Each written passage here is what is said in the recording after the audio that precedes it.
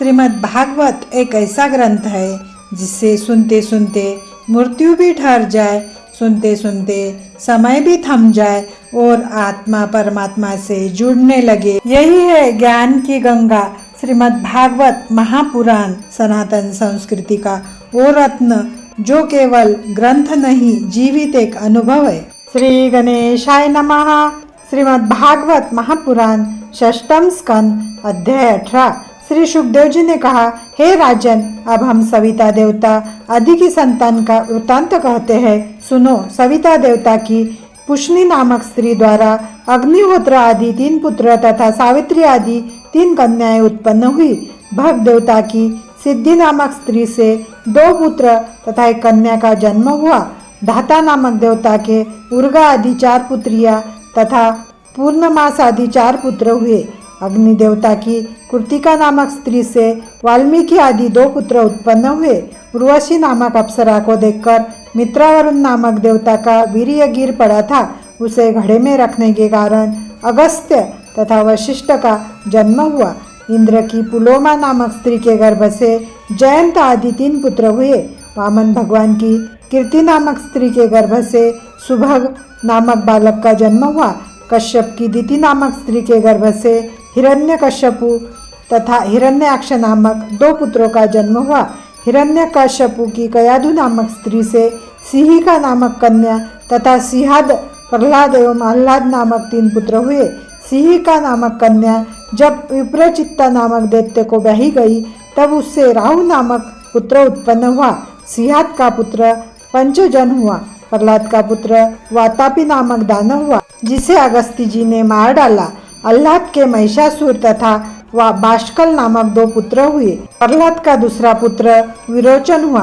विरोचन की देवी नामक स्त्री से राजा बलि का जन्म हुआ। राजा बलि के बानासुर आदि 100 पुत्र हुए। कश्यप की दिति नामक स्त्री से मरुदगण नामक 49 पुत्र उत्पन्न हुए। वे इंद्र के समान देवता माने गए। इतनी कथा सुनकर राजा परीक्षित ने पूछा, हे सुखदेव जी, दिति के पुत्र दैत्यों ने देवता का पद कैसे प्राप्त किया, यह आप मुझे बतलाने की कृपा करें।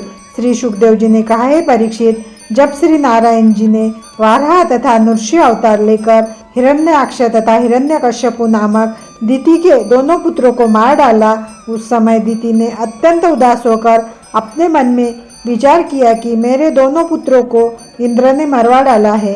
अंततः कोई ऐसा उपाय करना चाहिए जिससे मेरे गर्भ से इंद्र को मारने वाले पुत्र की उत्पत्ति हो। ऐसा निश्चय करके दिति ने अत्यंत प्रेम पूर्वक अपने पति कश्यप जी की सेवा करनी आरंभ कर दी।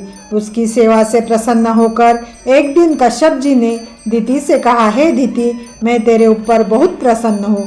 तेरी जो इच्छा हो मुझसे वह वरदान मांग ले। यह सुनकर दिति ने हाथ जोड़कर कहा, हे स्वामी, यदि आप प्रसन्न हैं तो मुझे ऐसा वरदान दीजिए जिससे मेरे गर्भ से इंद्र को मारकर स्वयं अमर रहने वाले पुत्र का जन्म हो।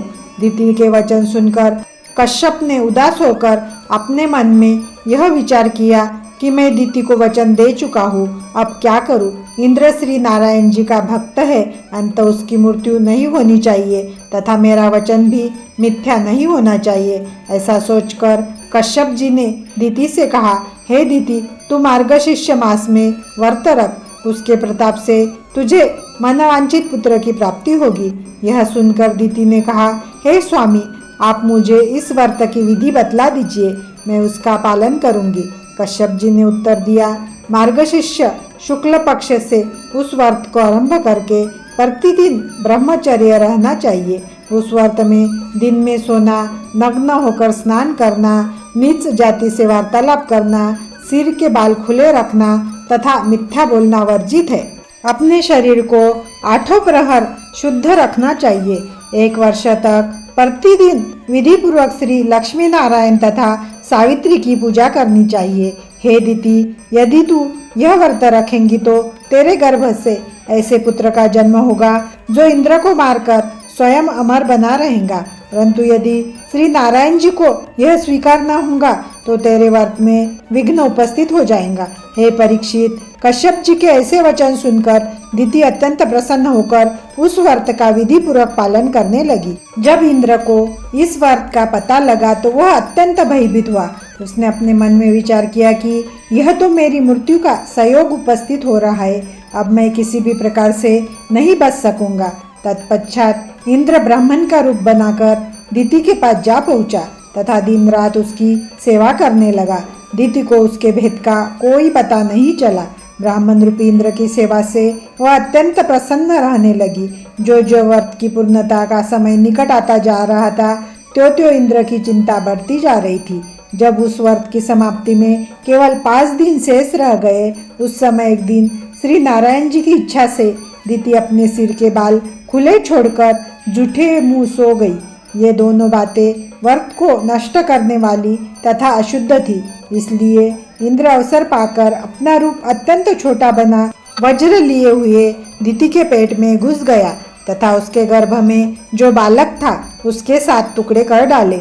वह 7 टुकड़े अलग अलग होकर रोने लगे। तब इंद्र ने उन 7 में से भी एक एक टुकड़े के 7 टुकड़े कर दिए, लेकिन श्री नारायण जी की इच्छा से उनमें से किसी की मृत्यु नहीं हुई। उस समय वे 49 टुकड़े बालकों का स्वरूप धारण कर इंद्र से इस प्रकार रोते हुए बोले, हे इंद्र, तुम हमें मारो मत, हम सब लोग तुम्हारी सहायता करेंगे। उन बालकों के मुख से ऐसे शब्द सुनकर इंद्र को दया आ गई। तब इंद्र ने उनसे कहा, हे भाई, रो मत, तुम लोग मरुत नाम धारण करके मेरे साथ रहोगे। इसके बाद जब इंद्र उन 49 बालकों सहित दिति के गर्भ से बाहर निकल आया तथा अपना वास्तविक स्वरूप धारण करके दिति के सामने खड़ा हो गया। निद्रा भंग होने पर जब दिति ने इंद्र को 49 बालकों सहित खड़ा हुआ देखा तो उस समय इस प्रकार पूछा, हे इंद्र, मैंने एक पुत्र की प्राप्ति के लिए यह व्रत किया था, फिर ये 49 बालक किस प्रकार उत्पन्न हुए? दिति की बात सुनकर इंद्र ने भय से कांपते हुए उत्तर दिया, हे माता, जब मैंने तुम्हें झूठे मुंह तथा मस्तक के बाल खुले रखकर सोते हुए देखा, उस समय तुम्हारे व्रत को अशुद्ध जानकर मैं तुम्हारे पेट में घुस गया।